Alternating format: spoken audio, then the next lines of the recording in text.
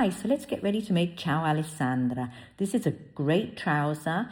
It's very clean look to it, flat front and a discreet front hidden zipper with two practical side pockets.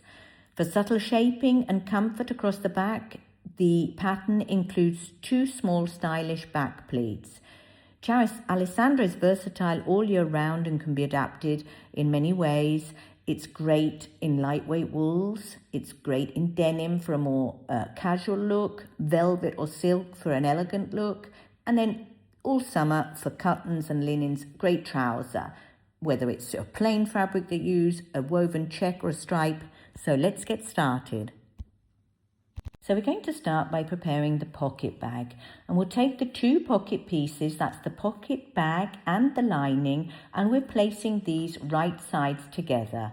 We're pinning around the edge, and then we're going to sew the outer edge and the bottom of the pocket with a 1 centimetre seam allowance, remembering to start and finish with a back stitch. Now we're going to overlock the edges of the two pocket pieces that we've prepared. So with the right side of the fabric facing upwards, we're using our overlocking machine around the edge that we've just sewn. If you don't have an overlocking machine, a zigzag stitch would be perfect. Now we're going to attach the pocket to the front part of our trouser. So we're taking the front panel of the trouser and we're taking the pocket that we've prepared, and we're pinning the pocket lining, matching up the notches to the right side of the trouser front. Then on this pocket lining, you should have already drawn your pocket opening, and we're going to sew exactly along this drawn line, ensuring you start with a back stitch and finish with a back stitch for security. Once we've finished sewing along this line, we're going to clip into the two corners of the sewn line that we've drawn, making care not to clip right up to and into the stitching that our stitching line that we've just done. Then we're going to turn the pocket bag towards the inside of the trouser, and we're pressing open now this seam with our fingers. Obviously, it's probably better if you're a beginner to press at this stage so that you ensure a neat and crisp seam line. And then we're going to pin the pocket edge in place, and we're pinning along this area of the pocket, and we're then going to top stitch around the opening of the pocket. So remember to roll the seam slightly as you pin, roll the seam slightly towards the inside so that you don't see any of the lining on the right side of the trouser. Once we've top stitched along our pocket opening, we're then going to fix the rest of the pocket bag to the trouser, pinning along the waistline and down at the side seam, and then we are going to stitch along this area, so along the top of the waist area, and then at the tiny part at the top before the pocket opening starts, and securing the rest of the pocket to the front of the trouser by continuing to stitch where the pocket opening has finished.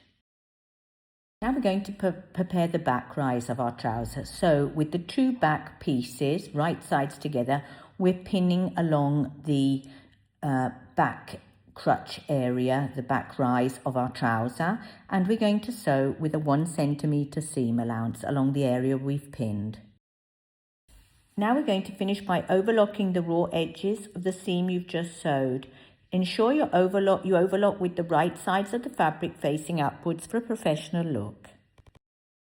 Now with the right side of the trouser, of the back of the trouser facing upwards, we're going to make sure that the overlocked edge that we've just finished is towards the left, and we are going to then top stitch along the back rise of the trouser. This is for extra durability. Now we're going to prepare the darts at the back of our trouser. So we're folding and pinning at the waistline of the back of the trouser, matching up the two notches that we were provided on the pattern, and we're ensuring that the right sides of the fabrics are together, and we're pinning down to the little dot that you can see on the video, which is what we've marked from the pattern, which is where the dart will finish.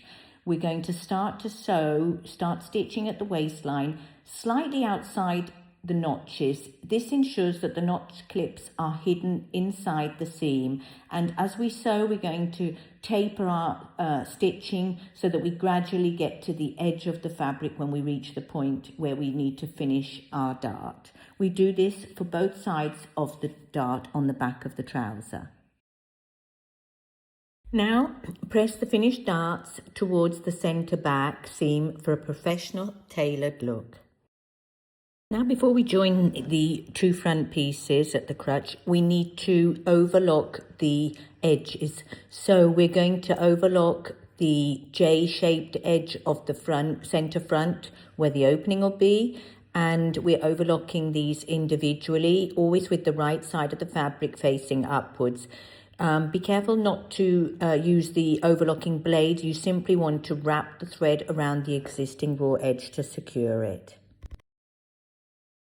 Now we're going to join the two front pieces, right sides together, and we're going to start at the curve of the crutch, and we're going to sew up to the notch at the base of our fly with a 1 centimetre seam allowance. We're going to press our seams that we've just sewn, and with the left hand side, that's with the trouser worn, we're going to fold the fabric towards the inside by 1 centimetre and press. On the right side, we're folding the cut-on facing towards the inside up to the notch indicated on the pattern, and we're pressing that. Now we're going to prepare the fly guard. So we're taking this fly pattern piece and we're folding it in half lengthways, wrong sides together, and we're pressing. Now we're going to overlock the bottom short end and the long raw edge together. We're going to attach our zip to the fly guard, and we're pinning the zipper to the right side of the prepared fly guard. We're starting at the top at the open end and we're pinning down to the bottom, and we're going to stitch along the tape. Now we're going to take the left side of the trousers and that's the side where you folded back previously by 1 centimetre, and we're going to position the fly guard with the zipper attached behind this fold. We're going to pin the folded edge close to the zipper teeth. We're going to open the zip and we're going to sew along this edge to secure the fly guard to the left front. Now close the zipper, and we're going to lay the right side of the trousers over the left. Align the right hand, that was the area that we folded back to the notch, so that it slightly goes beyond the seam line, ensuring the zipper and stitching are completely hidden. Pin this in place to secure it, and then turn your trousers to the wrong side and pin the free side of the zipper tape to the right hand facing. Sew the zipper tape to the facing only, making sure that you do not catch the front of the trousers. Then, still on the wrong side, we're going to make sure the fly guard is moved out of the way, and then we're using the line of our overlocked edge on the facing as a guide, and we're going to sew the J top stitch. This ensures your stitching follows the internal shape perfectly and stays straight. Stop just before you reach the end of the bottom curve. Then we're going to move the fly guard back into its original position and secure it in place with plins. Then we're going to, from the front side of the trouser, we're going to start at the exact point where our J stitch finished, and we're going to sew across the bottom edge through all layers of the fabric to secure and block our zipper. So we're sewing backwards and forwards bar tack through all layers, and this reinforces the high stress point at the bottom of the fly. We used a 20 centimetre zip. There was a slight amount of excess zip that we just cut away at the end of the zip once we'd secured our zip in place. Now we're going to work on the leg seams, so we're individually overlocking the raw edges of both outside legs and the inside legs, so all 4 edges. Remember, use the right side of the fabric facing up. If you don't have an overlocking machine, you can also do this with a zigzag stitch. Now we're going to pin the outside leg seams right sides together, and we're paying a special attention not to catch the pocket bags in the pins as we're doing so.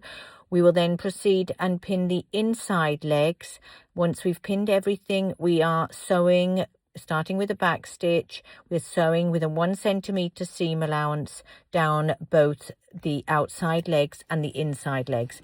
Remember also, while you're sewing, to pay attention not to catch your pocket bags in the stitching. Now we're going to, with the use of an ironing board arm or sleeve board, we're going to press these long silly seams that we've just sewn. We're pressing them open and flat. Now we're going to prepare our waistbands. So we're ironing in place a lightweight interfacing onto the wrong side of the waistband piece. And then we're going to fold the fabric over to encase the interfacing so that the interfacing is covered completely by the fabric of our waistband. Now we're going to finish the edge of our waistband. We're only overlocking the long edge of the waistband where the interfacing was not attached. Now we're going to fold the waistband in half, right sides together, and along the 2 short ends we're pinning these, and then we will continue to sew these 2 ends with a 1 centimeter seam allowance.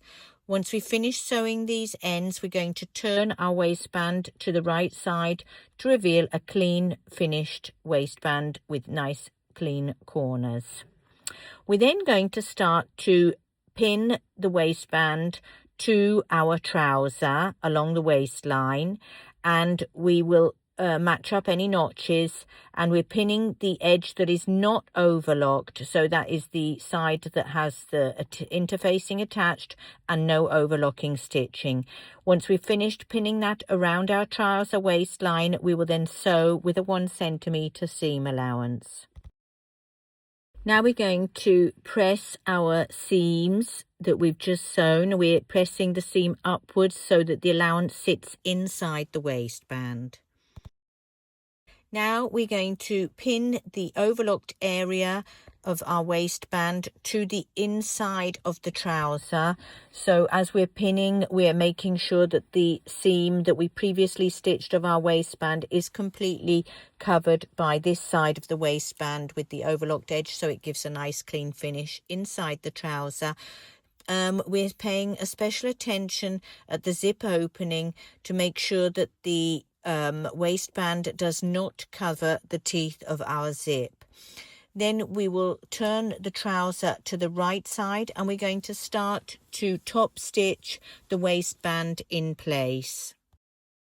We're then going to continue to top stitch along the 2 short edges of our waistband and along the top line of our waistband. We're top stitching on the right side, and this will now give a lovely, clean, crisp edge to and a tailored look to our trouser. Now we're going to create a buttonhole on our waistband. If you prefer, you can also use a press stud. We're using an industrial machine, but you can also make your buttonhole with a zigzag machine. Now we're attaching our button. Of course, if you prefer to use a press stud internally so you have a nice clean front, that is also possible. Try the trouser on and check the length, your desired length, and then finish by overlocking the edges, ready to then turn up to the finished length and hem. Congratulations. So if you're at this stage now of the video and you've been sewing along, you'll have completed your Ciao Alessandra trouser. Here's a few other images of products to give you some inspiration of maybe your next make with Ciao Patterns.